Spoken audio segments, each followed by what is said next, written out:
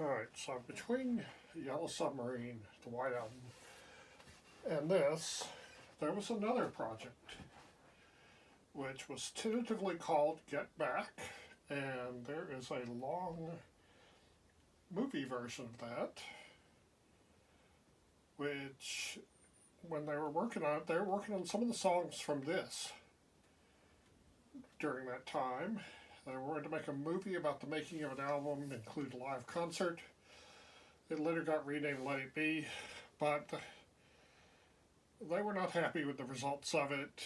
It kind of languished, so in the meantime, they did this, Abbey Road. Now, it has this nice picture of the street, Abbey Road, taken in front of their Apple headquarters. So, actually in front of the studio anyway. Starts off with Come Together, a John song. And later Aerosmith covered this, and I think that they really showed that it needs fuzz guitar.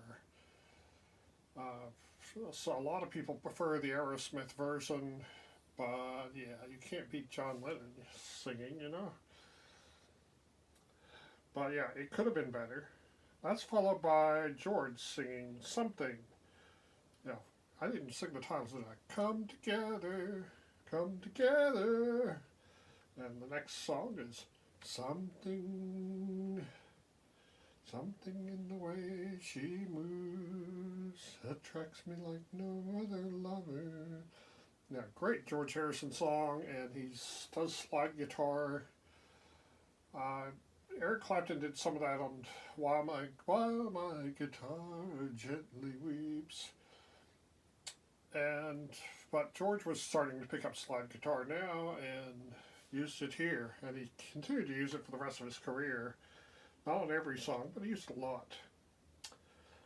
And that's followed by Paul singing Maxwell Silverhammer, a song that John hated, but they put it on the album anyway.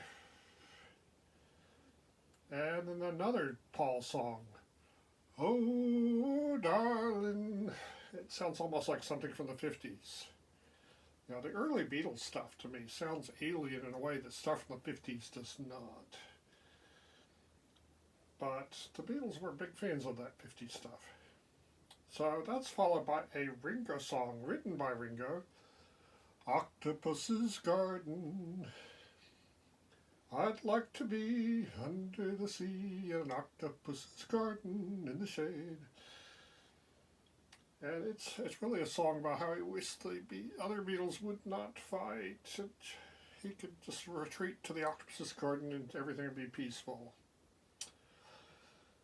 So that's followed by a fragment of a song that John expanded out to 7 minutes and 49 seconds. I want you, she's so heavy, heavy. Yeah, so that's the whole side of the album. Then you have to flip it over. So let's flip it over.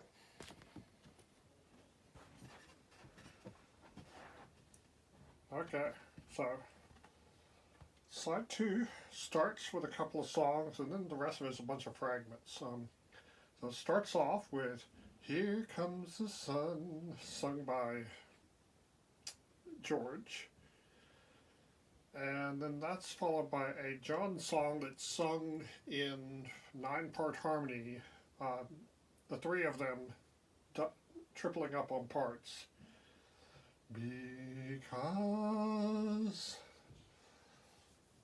yeah, the anthology has a version without the harpsichord. I much prefer the harpsichord, though. I think the harpsichord might not actually be real. I think it might be a synthesizer. But yeah, it's only 2 minutes and 45 seconds. Listening to it, it seems like the right length, but I wish more could have been devoted to that, because that's one of my favorite tracks on this whole album. And that's followed by 3 minutes and 57 seconds of Paul singing You never give me your money. And then we come to a bunch of fragments of songs. Most of them are less than 2 minutes. Um, First one is Sun King. It's 2 minutes 31 seconds, but they expand it quite a bit. And that's followed by Me. Now, Sun King is all three of them singing in harmony. Then there's John singing Mean Mr. Mustard. And then Polythene Pam. Now, Polythene Pam to me sounds very punkish, though this is years before punk became a thing. I can't help but think that that song inspired some of the early punkers. And then Paul comes in with She Came In Through the Bathroom Window. And Paul again with Golden Slumbers. And all of them with Carry That Weight. And then finally the end, which doesn't have much singing. When it does, they're singing in harmony. I think it's all three of them, but it might just be John and Paul.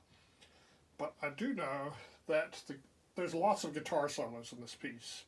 And the guitar solos are done by all three of them, John, Paul, and George. They take turns repeatedly, switch off one of them, then the other one, then the other one.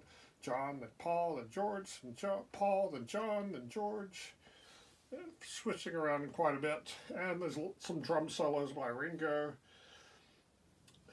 For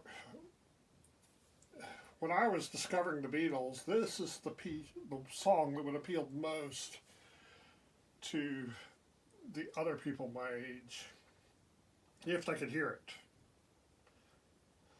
And then there's a big break before the last fragment of song, only 23 seconds long, Her Majesty. And so that's Abbey Road. Now, the last album that the Beatles worked on, though their last one to come out, would come out a little later.